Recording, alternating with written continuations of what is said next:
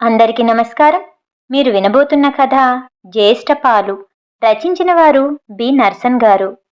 కథలోకి వెళ్దామా? రాంబాయికి కొద్ది రోజుల నుండి రాత్రి నిద్ర కరువైంది. ఆమెకి కన్నంటుకోగానే నీలమ్మ పక్కకొచ్చి భుజం పట్టుకొని కుదుపుతూ, రాంబాయి వస్తావా? ఇంకా ఇక్కడేముందే నీకు? నీలమ్మ కూడా రాంబాయితో వృద్ధాశ్రమంలో అదే గదిలో ఉండేది. నీలమ్మ ఈ మధ్యనే చనిపోయింది. అయినా నీలమ్మ పిలుపుకి రాంబాయికి భయం వేయటం లేదు. ఎందుకంటే ఇద్దరి బతుకుల మధ్య పెద్ద దూరమేముంది? నిద్రాభంగం కావడమే ఆ మెసలు బాధ.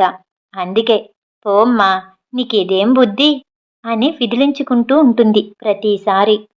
నీలమ్మ మాత్రం వదలకుండా, ఇక్కడేం బాలేదు, అందరూ గుర్తుకొస్తున్నారని ఏడ్చేదానివి కదా అని చేయి గిల్లి మరీ అంటుంది. నా చేతిలో ఏముంది నీలా? అదృష్టం బాగుండి నువ్వు వెళ్ళిపోయావు అని కునుకుపాట్లు పడుతూ జవాబిచ్చింది రాంబాయి. ఏం అదృష్టంలే అమ్మా, కొడుకులు నా చివరి కోరిక తీర్చనే లేదు. నేను పుట్టి పెరిగిన వేటపాలెంలో తగలేయిండ్రా అంటే ఇక్కడ బూడిద చేసి చేతులు దులుపుకున్నారు అని విచారపడింది. రాంబాయికి కూడా తన అంత్యక్రియలు సొంతూరులో జరగాలని, తన భర్తను కాలేసిన చోటే తాను కలిసిపోవాలని ఉంది. కానీ దాన్ని కాలపరీక్షకు ముడేశారు ఆమె కొడుకులు. చనిపోయిన నీలా బాధ విన్నాక తన చివరి కోరికైనా తీరుతుందో లేదో అనే బెంగ ఆమెలో మొదలైంది. రాంబాయికి ముగ్గురు కొడుకులే. బట్టల బేరం చేసే భర్త ఓ రోజు పొద్దుగూకుతుండగా పక్కూరంగడ నుండి వస్తూ సైకిల్కున్న బట్టల మూట బ్యాలెన్స్ తప్పి లారీ కింద పడిపోయాడు. అప్పటికి పిల్లల వయసు 15-20 ఏళ్లే. పెద్ద కొడుకు తండ్రి బేరాన్ని భుజానికెత్తుకొని కుటుంబాన్ని ముందుకు నడిపించాడు. మిగతా ఇద్దరూ చదువుకొని ఉద్యోగాలు సంపాదించుకున్నారు. ముగ్గురు 3 ఊర్లల్లో అన్నట్టు వారి బతుకులు సాగుతున్నాయి. అప్పుడప్పుడు మిగతా ఇద్దరి ఇళ్లకు వెళ్తున్నా ఎక్కువ కాలం మాత్రం రాంబాయి పెద్ద కొడుకు దగ్గరే ఉంటుంది. లేచినా కూర్చున్నా నోటి నుంచి నారాయణ, శంకర అనే పదాల రాకతో వయసు మీద పడుతోందని రాంబాయికి అర్థమైంది. 7 పదులు దాటినాక ఉన్న చోట చిన్న చిన్న పనులు చేయడం తగ్గి తానే చేయించుకునే రోజులు ముంచుకొచ్చాయి. బుక్కెడు బువ్వ తిని తమ పనులు తాము చేసుకునే కన్నవారితో పిల్లలకు పెద్దగా పేచీలేమీ ఉండవు. కానీ వారు మంచంలోంచి లేవకుండా ఇది తీసుకురా, అది తీసుకుపో అని పురమాయిస్తుంటేనే బరువు తగ్గినా తగ్గకున్నా మోయలేని భారం అనిపిస్తారు. మీ అమ్మని చూసుకోవడమే నా పని అయిపోయింది. ఆమె మీ తమ్ముళ్ళ ఇళ్ళకు కూడా సమానంగా వెళ్తే బాగుంటుంది కదా అని ఓ రాత్రివేళ రాంబాయి పెద్ద కొడుకు పడక గదిలో ఆడగొంతు పలికింది. ఆ గొంతులో నీరసం, విసుగు, శాసింపు అన్నీ ధ్వనిస్తున్నాయి. ఇది ఏ కుటుంబంలోనైనా ఎదురయ్యే అనివార్య ఘట్టం. ఎవర్ని తప్పుపట్టలేని, తప్పించలేని జీవనాధ్యాయం. కొడుకులందరూ శక్తిలేని తల్లికి తోడునివ్వాల్సిందే. ఆ అవునవును, నీవంటున్నది నిజమే అని తప్ప భార్యతో ఇంకేమీ అనలేకపోయాడు. భర్త సానుకూల స్పందన చూసి ఆమె, మీ తమ్ముళ్ళు ఉద్యోగాల్లో హాయిగా ఉన్నారు, నువ్వేమో తండ్రి బట్టల మూటను నెత్తిన పెట్టుకున్నావు అని మాట పెంచబోయింది. సరే సరే, ఇప్పుడు అదంతా ఎందుకు? అమ్మను ముగ్గురం 2 నెలలో 3 నెలలో చూసుకునేలా తమ్ముళ్లతో మాట్లాడతాను అని అతను మధ్యలోనే మాట ముగించాడు. అన్నపిలు పందుకొని తమ్ముళ్ళు ఇంటికొచ్చారు. ప్రతిపాదనకు తమ్ముళ్ళు మానసికంగానే సిద్ధంగానే ఉండటంతో 10 నిమిషాల్లో పంచాయితీ ముగిసింది. ఒక్కొక్కరింట్లో 2 నెలలు ఉండేలా తల్లి బతుకును ముగ్గురు భాగాలు వేసుకున్నారు. రాంబాయి సమక్షంలోనే జరుగుతున్న ఈ చర్చను మౌనంగా వింటున్న ఆమెతో వారు ముందుగాని తర్వాత గాని ఒక్క మాటైనా చెప్పకపోవడంతో ఆమె ప్రమేయం లేకుండానే నిర్ణయాన్ని తీసుకోవడంతో తన విలువ శూన్యమవుతున్న విషయం ఆమెకు అర్థమవుతోంది. ప్రేమతోనే రామ్మా, ఉండమ్మా అని వీలైనట్లు తీసుకెళ్లడం కాకుండా క్యాలెండర్ను పాటించడం ఆమెని కుంగతీసింది. బతికింది చాలు, ఈ క్షణం చనిపోతే బాగుండనిపించింది. కానీ అది తన చేతుల్లో లేనందున ఇక తన బతుకంతా కొడుకులు, కోడళ్ళు దయాదాక్షిణ్యాలపైనేనని ఆమెకి తేలిపోయింది. కొద్దిసేపయ్యాక పెద్ద కొడుకు ఆమె దగ్గరకొచ్చి కాళ్ల ముందు కూర్చొని, అమ్మా, 3 ఏళ్ళు నీవే, అందరితో ఉన్నట్లుంటుంది, ఏమనుకోకమ్మా అంటూ తల్లి చేతులు పట్టుకున్నాడు.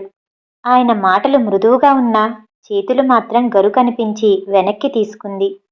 భోజనాలయ్యాక రెండో కొడుకు నోరు విప్పి మరో అంకానికి తెరలేపాడు. అమ్మ వంతుల వారీగా ముగ్గురిళ్లల్లో ఉంటున్నప్పుడు ఇంటిని కూడా పనిచేసుకుంటే బాగుంటుంది కదా అని ఏమీ అననట్లు మొహం పెట్టాడు. అవునవును, అది నిజమే, మరో పని పూర్తయిపోతుంది అని చిన్నవాడు వంతపాడాడు. ముందే ఇద్దరి మధ్య మంతనాలు సాగినట్లుగా ఉంది వీరి వైఖరి. పెద్ద కోడలు వెంటనే ఊర్లో ఉన్న తన అన్నకు ఫోన్ చేసింది. వచ్చి రావడంతోనే ఆయన, ఉన్న పలంగా మీ అన్న ఇల్లెలా ఖాళీ చేస్తాడు, ఇదేం ధర్మం అని పాచిక వేశాడు. ఎవరూ ఇక్కడ ఇల్లు ఖాళీ చేయమని ఆయన అడగడం లేదు. కావలిస్తే ఇల్లు తానే తీసుకొని మార్కెట్ ధర ప్రకారం మాకు డబ్బులిస్తే చాలు అని తన ఉద్దేశం చెప్పాడు చిన్న కొడుకు. కొద్దిసేపు ఎవరూ మాట్లాడలేదు. బంతిప్పుడు పెద్దవాడి కోర్టులో ఉంది. ఆయన భార్య, బావమరిది ముగ్గురు పక్కకెళ్ళి కాసేపు మాట్లాడుకున్నారు. రక్తం పాలిపోయిన ముఖంతో రాంబాయి అందర్నీ గమనిస్తూ ఉంది. తాను బతికుండగానే పంపకాలు రావడంతో తనపైనే కత్తివేట్లు పడుతున్నట్లుందామెకు. అందరూ ఒక్క చోటికి చేరారు. ఇంటి విలువని 3 పాళ్ళు చేద్దాం. ఇల్లు తీసుకునేవారు మిగతా ఇద్దరికి 6 నెలల్లో డబ్బులు ఇచ్చేయాలి అని అన్నాడు రెండోవాడు. శుభం అనేలోపే, మరి జ్యేష్ఠపాలు అంది పెద్ద కోడలు. అవునవును, ఇంటికి తండ్రి తర్వాత తండ్రి పెద్ద కొడుకు. ఆ భారం మోసినందుకు ఆస్తిలో జ్యేష్ఠపాలు తీయడం అందరిళ్లల్లో ఉన్నదే కదా, మర్చిపోయాను అని చేతులు చరిచాడు ఆమె అన్న. తన మాటకు ఎవరూ నోరెత్తకముందే తాను చూసిన ఆస్తి పంపకాలను ఉదాహరణగా వివరించాడాయన. జ్యేష్ఠపాలుకు ఎవరూ కాదనలేని బలమొచ్చింది. లెక్కలు మారిపోయాయి. ఇంటి విలువ 4 పాళ్ళయింది. జ్యేష్ఠపాలుతో కలిపి పెద్దవాడికి 2 పాళ్ళు పోగా మిగతా సగం ఇద్దరు తమ్ముళ్లకు సరిసమానమైంది. అంతా ముగిసిపోయింది అని అందరూ హమ్మయ్య అనుకుంటున్న వేళ, ఇంకో మాట కూడా, మీ అన్నదమ్ములు ఇప్పుడే తెలుసుకుంటే మంచిది అన్నాడు పెద్ద మనిషిగా వచ్చిన పెద్దవాడి బావమరిది. ఏంటా మాట అన్నట్లందరూ ఆయన వైపు చూశారు. అత్తమ్మ ఇప్పటినుండి 3 ఇళ్లల్లో కాలం గడుపుతుంది కాబట్టి ఆమె ఏ ఊర్లో ఎవరింట్లో కాలం చేస్తే అక్కడే అంత్యక్రియలు కర్మకాండలు జరిపిస్తే మేలు. ఖర్చు మాత్రం ముగ్గురి వంతు అని ముగించాడు. ఆ మాట విన్నాక రాంబాయి మనసు శరంగుచ్చిన పక్షిలా విలవిలలాడింది. ముసలి శరీరం ఎన్ని ఊర్లు తిరిగినా కట్టె మాత్రం ఇక్కడే కాలాలని తన ఆశపై నిప్పులు పోశారనిపించింది. మిగతా వాళ్ళు మాత్రం ఇప్పుడే దీనికంత తొందరేమొచ్చింది అనుకున్నారు. అప్పటికే మెదళ్ళు వేడెక్కి ఉన్నందున దాందేముంది, ఓకే అన్నట్లు తలూపుతూ సభ ముగించారు. కొడుకుల ఇళ్ల ప్రదక్షిణలతో రాంబాయి వయసు మరో 2 ఏళ్లు పెరిగింది. తన విడతగా చిన్న కొడుకు ఇంటి నుండి తమ ఊరికి తీసుకొచ్చిన పెద్ద కొడుకు తల్లిని ఈసారి ఇంటికి తీసుకెళ్లకుండా ఊరికి దూరంగా ఉన్న ఓల్డేజ్ హోమ్కి తీసుకెళ్లాడు. అమ్మా, నేను ఇల్లు విప్పి కొత్తగా కడుతున్నాను. అందులో గడపడం మాకే కష్టంగా ఉంది. నీకిక్కడ బాగుంటుందని అని ఆగాడు. కొడుకుల అన్ని నిర్ణయాలకు అలవాటు పడ్డ ఆ ప్రాణం దీనికి కూడా సర్దుకుంది.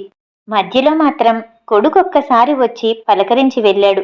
2 నెలలు గడిచాక చిన్నవాడు వచ్చి తీసుకెళ్తాడు అని ఎదురు చూసిన గడువు దాటిపోయింది. అన్న నిర్ణయం తమ్ముళ్ళకు కూడా నచ్చినట్టుంది.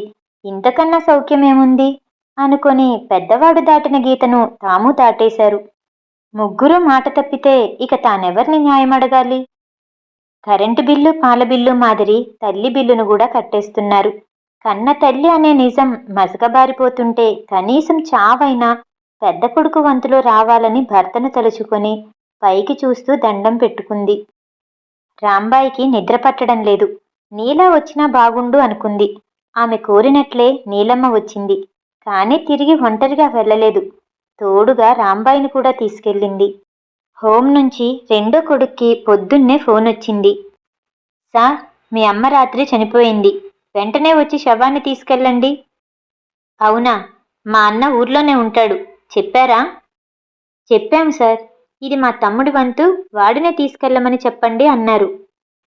సరే సరే, అన్నతో మాట్లాడి ఏర్పాట్లు చేస్తాను అని ఫోన్ పెట్టేయగానే అన్న నుంచి కాల్ వచ్చింది. తమ్ముడు, అమ్మ చనిపోయిందంట. నేను అంబులెన్స్ మాట్లాడి మా పెద్దవాడి వెంట బాడీని మీ దగ్గరికి పంపిస్తున్నాను. అక్కడన్నీ ఏర్పాట్లు చేసుకో. నేను వదిన బస్సులో వస్తాం అని పెట్టేశాడు. ఊర్లో తమ వాళ్లకు చావు కబురును చేరవేయమని బావమరిదికి చెప్పి పెద్ద కొడుకు భార్యతో కలిసి బస్టాండుకు బయలుదేరాడు. వార్త తెలిసిన కొందరు పెద్దవాడింటికొచ్చారు. వారికి ఇంటికి తాళమేసి కనిపించింది. స్టేషన్లో బస్సు కోసం ఎదురుచూస్తున్న పెద్ద కొడుకు, ఆయన భార్య బస్సు రాగానే ఎక్కి చివరి సీట్లో కూర్చున్నారు. తొందరగా ఊరిని వదలాలని వారారాటం. సిగరెట్ తాగుతూ కింద నిలబడ్డ డ్రైవర్కు చావు సంగతి చెప్పి తొందరగా బస్సును తీసుకెళ్లమని చెప్పమని భర్తను పురమాయించింది. బస్సు దిగి డ్రైవర్ దగ్గరికి వెళ్తున్న రాంబాయి పెద్ద కొడుకుని గమనించిన బంధువులు ఆయన చేయి పట్టుకుని ఆపి, ఎక్కడికి వెళ్తున్నారు అని గట్టిగా అడిగారు. ఈలోగా ఒకరు బస్సెక్కి రాంబాయి పెద్ద కోడల్ని భుజం పట్టుకుని కిందకి దింపారు. వచ్చిన 10 మంది కూడా వారిని పక్కకి తీసుకెళ్లారు. రాంబాయి అక్కను ఇక్కడే సాగనంపాలి గాని ఇదేం వ్యవహారం అని గట్టిగా అడిగారొకరు. పెద్ద కొడుకేదో చెప్పేలోగానే, మీరు మమ్మల్ని ఆపి ఏం చేసినా లాభం లేదు. ఆశ్రమం నుంచి అంబులెన్స్లో శవం బయలుదేరింది. శవాన్ని తిప్పి తేవడానికి ఆచారాలు ఒప్పుకోవు. తప్పుకోండి, నేను తొందరగా వెళ్ళాలి అంది ఆయన భార్య. అమ్మా, అంబులెన్స్ ఎటూ కదల్లేదు. మనతో పాటు మీ ఇంటికే వస్తుంది అన్నారు ఒక ఆయన. మా ఇంటికి ఎలా తెస్తారు? మేం ముగ్గురం అన్నదమ్ములం అనుకున్నదే ఇది అన్నాడు పెద్ద కొడుకు సర్దుబాటుగా. ఎవడ్రా ఈ దిక్కుమాలిన సలహా ఇచ్చింది? వాడి పేరు చెప్పు అన్నాడో పెద్ద మనిషి. కొద్ది దూరాన నిలబడ్డ బావమరిది నోటికి వేలడ్డం పెట్టుకుని చెప్పొద్దు అన్నట్టు తల అడ్డంగా ఊపాడు. మా మరుదులు వచ్చాక వాళ్లే చెబుతారు మీకు తగ్గ జవాబు అంది పెద్ద కోడలు. వాళ్ళు చెప్పేదేముంది? పంపకాలప్పుడు మీరు జ్యేష్ఠపాలు తీసుకున్నారా లేదా అన్నారొకరు ముందుకొచ్చి. తడారిపోయిన నోటితో మాట పెగలక ఇద్దరూ తలూపారు. అంతే, ఇంక పంచాయితీ ఏముంది? జ్యేష్ఠపాలిచ్చేదెందుకు? తల్లిని తండ్రిని పెద్దవాడు సొంతింటి నుండి సాగనంపడానికి. నడవండి అని ఒకరనగానే అందరూ ఇంటివైపు దారితీశారు. అప్పటికి అంబులెన్స్ అక్కడికి చేరింది. ఒకరు వాకిలి శుభ్రం చేస్తే మరొకరు పడక బట్టలు పరిచారు. నలుగురూ కలిసి శవాన్ని కిందకి దింపారు. ఖర్చులకు ముందు ఓ 5,000 పిల్లాడికివ్వు అనగానే పెద్ద కొడుకు డబ్బులు తేవడానికి ఇంట్లోకి వెళ్ళాడు. మిగతా ఇద్దరు కొడుకులు రావడమే ఆలస్యమన్నట్లు వచ్చిన బంధువులంతా తలా ఒక పని ముందేసుకొని రాంబాయి అంతిమ సంస్కార ఏర్పాట్లలో నిమగ్నమయ్యారు. చూడవే నీలా, నా కోరిక తీరుతోంది అని నీలాతో చెబుతుందేమో. రాంబాయి ముఖంలో ఓ నవ్వు విరబూస్తోంది. కథ సమాప్తం. ఈ కథ వినటం మీకు నచ్చినట్టయితే లైక్ చేసి సబ్స్క్రైబ్ చేయండి. మళ్ళీ రేపు కలుద్దాం. నమస్తే.